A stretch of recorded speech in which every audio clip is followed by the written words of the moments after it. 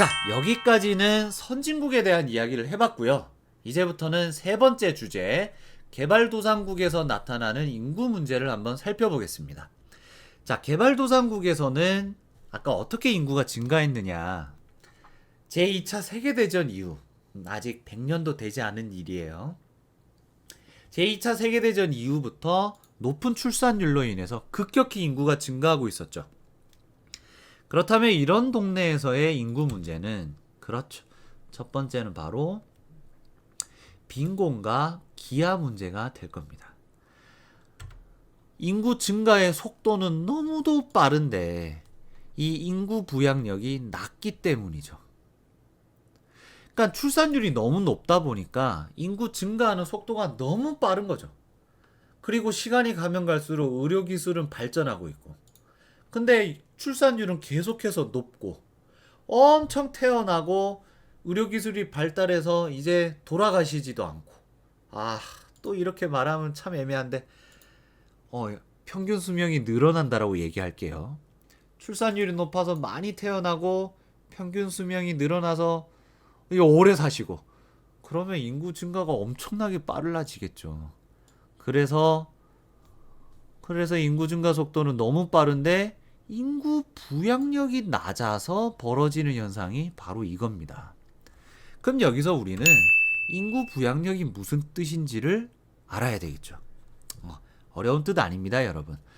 혹시 부양이라는 단어를 언제 한번 들어본 적이 있을까요? 아직 중학생이니까 부양이라는 단어를 아직 쓸 일이 없을 텐데, 선생님이 어떤 문장에 넣는다면 이렇게 할 수 있어요. 여러분의 부모님은 여러분을 부양하고 계십니다. 좋습니다. 그냥 바로 정의를 설명을 드리겠습니다. 자, 인구 부양력이란 뭐냐면 사람들을 부양할 수 있는, 다시 얘기해서 먹여 살릴 수 있는, 부양한다는 건 먹여 살린다는 겁니다. 자, 사람들을 먹여 살릴 수 있는 국가나 개인의 능력을 인구 부양력이라고 합니다. 그러니까 다시 얘기해서 잘 사냐 못 사냐입니다. 근데 개발도상국은 인구 증가 속도는 빠른데 개발도상국은 선진국에 비해서도 못 살고 아직 여전히 못 사는 국가들이 많죠. 그러니까 인구 증가 속도는 빠른데 아직 경제적으로 못 살다 보니 빈곤과 기아가 발생한다는 거죠. 알겠나요, 여러분? 자, 그리고 두 번째 문제는 이겁니다. 출생 성비의 불균형 문제입니다. 이게 무슨 말이냐? 우선 이 성비가 뭔지부터 알아야 됩니다. 자, 성비라는 건 말 그대로 여성 인구 100명당 남성의 인구수를 성비라고 합니다.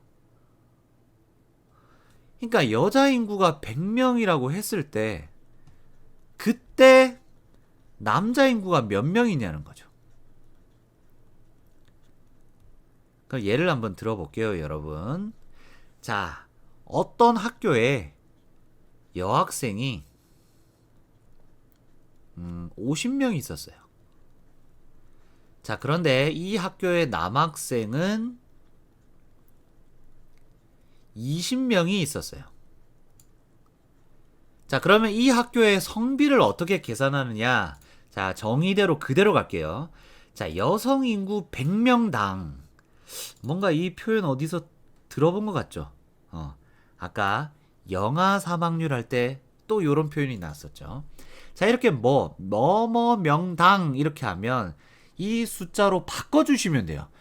자, 여학생이 50명이 있는 학교의 성비를 계산하려면 여학생 숫자를 100명으로 바꿔주면 돼요. 자, 그랬을 때 남학생의 숫자가 바로 성비가 됩니다. 그러면 봅시다. 여학생이 50명이 있는데 100명으로 바꿨으니까 몇 배 해줬어요? 그쵸, 2배 해줬죠. 그럼 남학생도 똑같이 2배해서 이 자리에 써주시면 돼요. 자, 20명을 2배 하니까 그렇죠, 40이 되죠. 그러면 이 학교의 성비는 몇? 40이 됩니다. 하나만 더 해볼까요? 좋습니다. 자, 하나만 더 해볼게요. 자, 어떤 사회에 여자의 인구가 200명이 있었습니다. 자, 그런데 이 사회에 남자의 인구가 60명이 있었습니다. 자, 그랬을 때 이 사회의 성비는 어떻게 되느냐? 자, 성비를 계산하려면 여성 인구를 몇 명으로 나야 된다고요? 100명입니다. 자, 그러면 이 200이라는 숫자를 일단 100으로 바꿔줍니다. 그러면 몇 배 해줬죠? 이번에는 나누기 2가 됐죠. 그러면 똑같아요. 여자 인구를 100으로 바꿨을 때 남자의 인구가 바로 성비가 되겠죠. 자, 여자 인구가 200명인데 100으로 바꿨으니까 남자 인구도 어떻게 해주면 된다? 나누기 2. 자, 60명을 나누기 하면 얼마가 됩니까? 그렇죠. 30이 되겠죠. 그러면 이 사회의 성비는 얼마? 30이 성비가 됩니다. 근데 여기에서 한번 생각해 봅시다, 여러분. 자, 여기 학교 이야기로 한번 와볼게요. 자, 여학생이 50명이 있고 남학생이 20명이 있다는 얘기는 여학생이 매우 많죠. 남학생이 적고. 그러면 여학생과 남학생의 숫자가 골고루 있는 거예요? 아니면 불균형한 거예요? 맞습니다. 불균형한 거죠.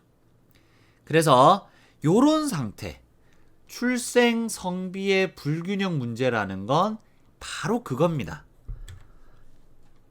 여학생과 남학생, 여자와 남자의 인구가 균등하게 있는 게 아니라 서로 그 숫자의 차이가 많이 난다는 거죠.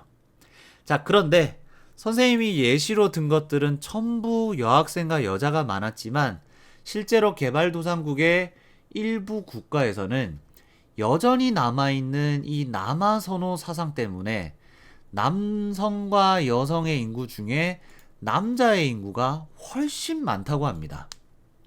여러분, 남아선호 사상이 뭔지는 다 들어보셨죠? 남자아이를 선호하는 생각들입니다. 우리나라에도 과거에는 많이 있었지만 오늘날에는 거의 없다고 봐도 될 것 같아요. 물론 아직 일부 어르신들은 아직 갖고 있는 분들도 계시지만 요즘은 제가 볼 때는 이 남아선호 사상은 많이 없어진 것 같아요. 자, 하지만 개발도상국에 있는 일부 지역에서는 여전히 이 남아선호 사상 때문에 남성의 인구가 여성의 인구보다 많다라는 거. 이게 바로 출생 성비의 불균형 문제다 라고 생각하시면 됩니다. 자, 그럼 개발도상국에서 나타나는 인구 문제는 결국 두 가지였죠.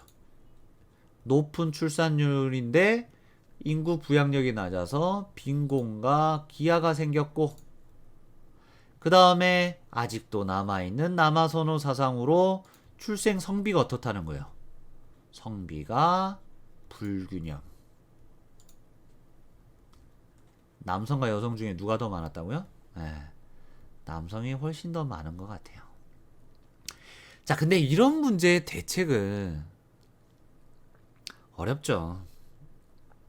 우선 빈곤과 기아를 해결하려면 당연한 거겠죠. 경제 발전을 위해서 부단히 노력해야죠. 그리고 이런 빈곤과 기아 문제는 경제 발전 플러스 그래도 조금 뭐가 낮아져야 될까요? 그렇죠. 아무래도 출산율이 조금은 낮아지는 게 필요하겠죠. 그래서 이러한 출산율을 낮추기 위해서 우리는 가족계획이라는 걸 하도록 장려하게 됩니다. 가족계획은 뭐냐면 우리의 부모님이 앞으로 나는 자녀를 몇 명 낳아야지, 언제 낳아야지, 이런 거에 대해서 생각을 하는 거, 계획을 세우는 걸 가족계획이라고 합니다. 근데 이 가족계획을 세우게 되면 아무래도 출산율이 좀 떨어진다고 해요. 그래서 개발도상국에서 나타나는 이러한 인구 문제의 대책은 경제발전, 가족계획.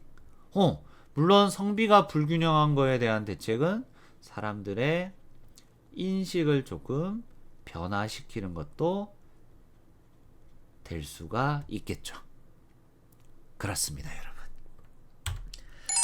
자, 여기까지 우리는 선진국과 개발도상국의 인구 문제와 대책들을 쭉 살펴봤는데, 이제부터 보여드리는 이 두 가지 자료는 인구 문제 단원에서 한 번은 얘기해봐야 될 것 같아서 가져왔어요. 자, 이번 자료는 뭐냐면 우리나라의 인구 관련 포스터들입니다. 이 포스터들을 보면 표가 있는데, 이 표들을 읽어보면 그 시대에 우리나라의 인구 문제가 어땠는지를 알 수가 있습니다. 여기가 가장 옛날이고요. 여기는 최근이라고 보시면 되겠습니다. 한번 보십시오. 딸 아들 구별 말고 둘 만나 잘 기르자. 자, 여기에 포인트가 있습니다. 둘 만나 딸 아들 구별 말자. 그렇다는 얘기는 이 표에서 주장하는 내용의 반대가 지금 이 시대에는 벌어지고 있다는 거죠. 다시 얘기해서 딸아들 구별 말고라고 이 표에 쓴 거는 여전히 딸과 아들을 구별하고 있다. 무슨 사상? 남아선호 사상이 강해서 여전히 아들을 너무 좋아한다. 그 다음에 둘 만나 잘 기르자라는 소리는 둘보다 훨씬 더 많이 출산을 하고 있다는 소리겠죠. 그래서 우리나라의 옛날은 이 출산율을 낮춰보려고, 특히 출산율을 좀 낮춰보려고 이런 말들을 했어요. 출산율, 그리고 성비의 균형을 맞춰보기 위해서 이런 표들을 만들었대요. 딸아들 구별 말고 둘만 낳아 잘 기르자. 그러다가 이제는 뭐가 얘기합니까? 둘도 많대요. 이젠 둘도 낳지 말고 몇 명 낳아라? 한 명 낳아라. 둘도 너무 많다? 뭔가 달라지는 게 느껴지십니까, 여러분? 이때는 둘만 낳자고 했는데 이젠 둘도 많다. 자, 그런데 이제 이 다음 단계부터는 조금 시대가 많이 바뀝니다. 이제 몇 명 낳냐가 중요하지 않습니다. 여기 한번 보세요. 선생님, 착한 일 하면 여자 짝꿍 시켜주시나요? 이건 뭔 말이에요? 그쵸? 초등학교 교실에 남학생과 여학생 중에 어떻게 조금 균등하게 숫자가 있었으면 다 남자 한 명, 여자 한 명 이렇게 짝꿍을 이렇게 안 쳤을 텐데,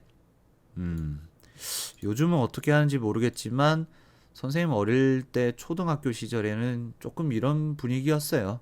남학생과 여학생 이렇게 한 명씩 짝꿍 지어서 앉는. 근데 선생님이 다닐 때도 남학생이 많아서 그냥 남학생 2명이 앉아있는 친구들이 꽤 있었죠. 그러니까 이런 말들이 나온다는 건 이 시대에 여전히 남아선호 사상, 그래서 성비가 불균형하다는 걸 알 수 있겠죠. 자, 그리고 마지막 포스터. 요게 최근의 포스터입니다. 여러분, 요건 조금 생각해 보셔야 돼요. 가장 최근이에요. 우리나라는 이제 선진국 대열에 들어왔어요. 그렇다면 무슨 문제? 저출산, 고령화. 자, 한번 봅니다. 자녀에게 가장 큰 선물은 동생입니다. 무슨 말입니까, 여러분? 현재 내 자식에게, 나의 아이에게 가장 큰 선물을 주고 싶다면 동생으로 줘라. 그 말은 무슨 말이냐? 한 명 낳지 말고 웬만하면 2명 이상 낳으라는 이야기입니다. 아까 이전 수업 자료에 봤더니 우리나라의 합계 출산율이 거의 1.2명대죠. 그렇다는 얘기는 우리나라의 여성들이 평생 동안 1명 정도의 자녀를 낳는다는 이야기예요. 근데 이렇게 되면 여러분 어떤 문제가 생기냐면, 한번 봐봐요. 자, 어머니와 아버지가 결혼을 했어요. 근데 이 두 분이 결혼하셔서 한 명의 자녀를 낳았어요. 근데 나중에 시간이 지나서 어머니와 아버지가 모두 돌아가셨어요.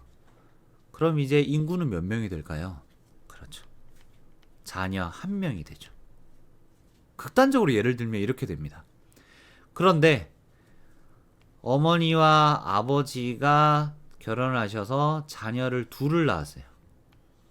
그럼 어머니와 아버지가 돌아가셔도 인구는 몇 명? 2명이 되죠. 그럼 무슨 말이냐면 2명이 만나서 낳은 자식이 1명일 때는 이 부모님 세대가 돌아가시고 나면 인구는 줄어들게 됩니다. 근데 부모님 두 분이 만나서 두 명을 낳게 되면 부모님 세대가 돌아가시더라도 인구는 두 명. 어떻게 될 수 있다? 유지는 될 수 있다는 거죠. 그래서 합계 출산율이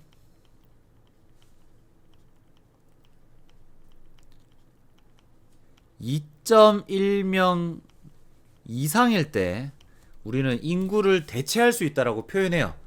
그러니까 인구가 줄어들진 않을 거라고 표현을 해요. 근데 우리나라의 지금 합계 출산율이 1.2명이란 얘기는 2.1명보다 턱없이 부족하죠. 이렇단 얘기는 우리나라는 먼 훗날 시간이 이 상태로 지속되면 인구가 어떻게 될 수 있다는 거다? 감소할 수 있다는 얘기를 하는 거죠. 그래서 이제 정부가 한 명 낳지 말고 동생도 낳아줘라. 그러니까 최소 몇 명? 2명 이상은 낳아라. 라고 이제 포스터를 만드는 거죠. 시대가 많이 바뀌었죠? 자, 그리고 두 번째 자료는 바로 이겁니다. 여러분이 인구단원 수업을 하면서 몇 번 보셨을 텐데, 자, 인구 피라미드라고 합니다. 왜 인구 피라미드라고 하냐면, 피라미드처럼 생겼기 때문에 그렇게 부릅니다. 자, 이 왼편에 있는 것은 우리나라의 인구 피라미드고 2020년의 피라미드입니다. 피라미드의 구조는 이렇습니다, 여러분. 세로축. 요 세로축에는 나이가 표시되어 있습니다. 그러니까 밑에서부터 0살, 1살, 2살 해서 10살, 20살, 30살, 40살, 50살, 100살 이렇게 돼 있고 이 왼편으로는 남성 인구수가 나옵니다. 그리고 오른편은 여성의 인구수가 나옵니다. 자, 그렇다는 얘기는 막대기가 왼쪽으로 가면 갈수록 남자 인구가 늘어나는 거고요. 막대기가 오른쪽으로 가면 갈수록 여성의 인구가 많다는 거죠. 그리고 여기쯤에 막대기가 길다는 건 50대 무렵의 나이대에 있는 여성의 인구가 이만큼 있다는 거고, 여기쯤에 막대기는 뭘 뜻하냐면 요 나이대 아마 한 5살 정도 되겠네요. 5살 정도 되는 남자아이들의 인구가 이 정도 있다라는 걸 표현하는 겁니다. 그럼 여러분 질문해 볼게요. 어느 나이대의 인구가 제일 많아 보이나요? 한눈에 딱 들어오죠.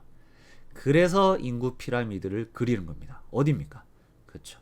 남성은 여기, 여성도 여기. 나이대를 봤더니 요 무렵대네요.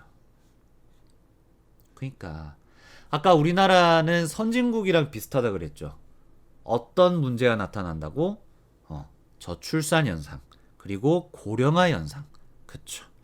65세 이상의 인구가 고령화 현상인데, 물론 이 이상에 올라가야 65세이긴 하지만 요 무렵에 있는 사람들도 곧 이 나이대에 들어가겠죠. 그 다음 이 나이대 이 인구에 비해서 태어나는 아이들의 인구 숫자를 보세요. 막대기가 상당히 짧죠. 이게 바로 저출산 현상입니다. 이렇게 적게 태어난 아이들이 이 아이들이 나이가 들어서 올라가면 이 막대기가 변할까요? 아니죠. 요 길이 그대로 계속 올라갈 거 아니에요. 그럼 우리나라 인구는 점점 어떻게 될까요? 줄어들 가능성이 높다는 거죠. 그래서 인구 피라미드를 보면서 우리는 인구 수도 알 수 있고, 근데 이 인구수에 어떤 인구수? 성별 인구수도 알 수 있고, 혹은 연령대별 인구수도 알 수 있어요. 그리고 한눈에 보기에 딱 좋죠. 한눈에 바로 쉽게 이 나라의 인구가 어떤 구조를 가지고 있는지를 쉽게 파악할 수가 있게 됩니다. 이게 바로 인구 피라미드입니다. 자, 여러분 고생 많으셨습니다. 아이고, 오랜만에 이렇게 인구단원 수업도 듣고 인구와 관련된 이야기를 해보니까 쉽지 않았을 텐데, 그래도 지금까지 따라와준 여러분 감사하고, 자, 오늘도 힘내시고 화이팅 하시길 바랍니다. 선생님은 또 다음 주제를 가지고 돌아오도록 하겠습니다. 안녕!